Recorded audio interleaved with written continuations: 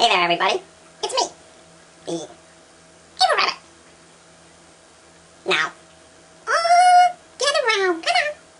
Get around. Get closer. Yeah. That's right. It's story time. Yeah. I got a story for you. So open your ears and shut your mouth and listen up. Evil Rabbit makes us feel so evil every time it puts up a video. Tricks, babies.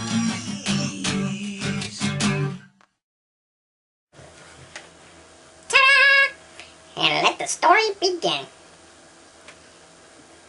A long time ago, I was going out with this chick.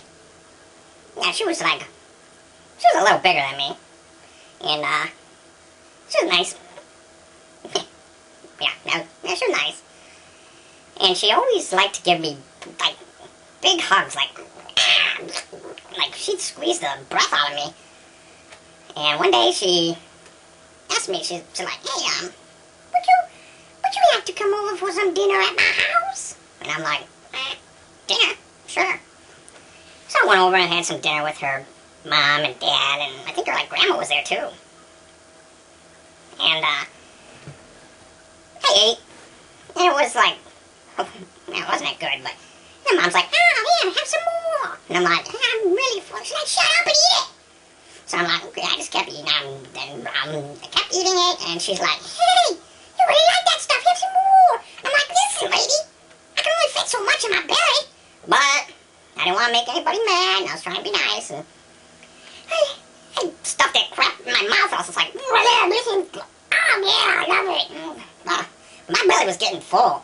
It was getting rock hard. And it was like, there was too much in there.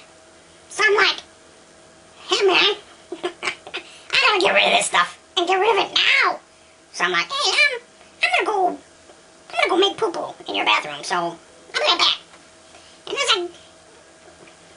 I get up to go to the bathroom, the girl's like, oh, hurry back. Here, let me give you a hug. And I'm like, that's not a good idea. But she's like, hurry back, here's a hug. And as she's like giving me a bear hug, I can feel the food in my belly start to move its way down. Yeah, it was like, and I could just like, it was just like, oh no. There's movement inside. It was kind of like taking a brand new tube of toothpaste and squeezing it just a little. Maybe a little harder. And the toothpaste would come out. Yeah, I was like, oh, okay, here's your hug. Okay, now I gotta go.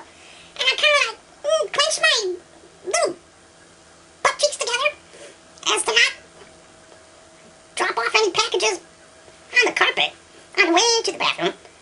So I'm like, I'll be right back. And, yeah, what I try to do did not work. As I'm closing the bathroom door, I look over at the carpet. It seems like I left the family a little gift on the floor. And then I'm like, I gotta retrieve that, and fast, before someone notices it. But then when I went to leave I seen the dad get up. He started walking towards the bathroom. I'm like, oh no. So I shut the door, and I'm like, well, let me just do my business, and I'll get back to that sucker later. So I sit on the toilet, getting ready to go poo-poo, and it's like, I must have just released the hatch, because it was all trying to come out at once. And the sound was very loud. It was almost like you're dumping a bucket of rocks into a shallow puddle. And I'm like, oh man, they're gonna hear this out there, and I don't want anybody here. So I got a bunch of toilet paper, and I wound it all up, and threw it in the toilet. And I'm like, trying to finish my business. The toilet paper acted like a little cushion, like a little cloud that the little brown angels could rest on quietly. So I finished, and there was a lot. Not to mention the little cloud that I had put in there. So as I went to flush, nothing moved. It was like I was a beaver and I built my own private dam.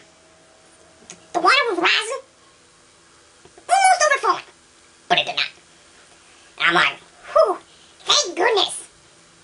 I didn't want to have to explain that one. But still, I had this backup. So I look around and I'm like, there's no plunger? What? I see the size of that dam out there. You gotta be kidding me. They don't have a plunger? I know he stopped up the dam a couple of times. They had to have a plunger. But I couldn't find it. So I'm like, oh no. What do I do? So, looking into the brown water with the fluffy cloud. So I figured, I'm gonna have to do this by hand, manually, the old-fashioned way, which I did not want to do. So I looked in, took a deep breath, and reached my hand into the murky, brown, sludgy water with the fluffy cloud still in. Moving it, just like, there's gotta be something in here. Yes. Looking. And whatever it was I found, it worked. All the sludge and the brown, they all went down. Thank goodness. But now, my arm is all brown. Well, it's browner than usual and wet. And very wet. I'm like, okay, so I turn on the sink and I'm washing my arm and brown water's like swirling around and it's leaving brown ring, and so I like, okay, so I took a towel and I'm wiping off the sink with the towel. The towel was white, so now it's brown towel, wiping off, and I'm like, So I took the towel and I stuffed it in a garbage can, and I'm like, they'll never know. So I exited the bathroom slowly, looking for the little present I dropped earlier. And I had some toilet paper, and I reached down and grabbed it with the toilet paper. It was in my hand, with the toilet paper covering it. That's pretty safe. What I didn't realize was perhaps I didn't grab enough paper, because it was seeping through. Got on my hands.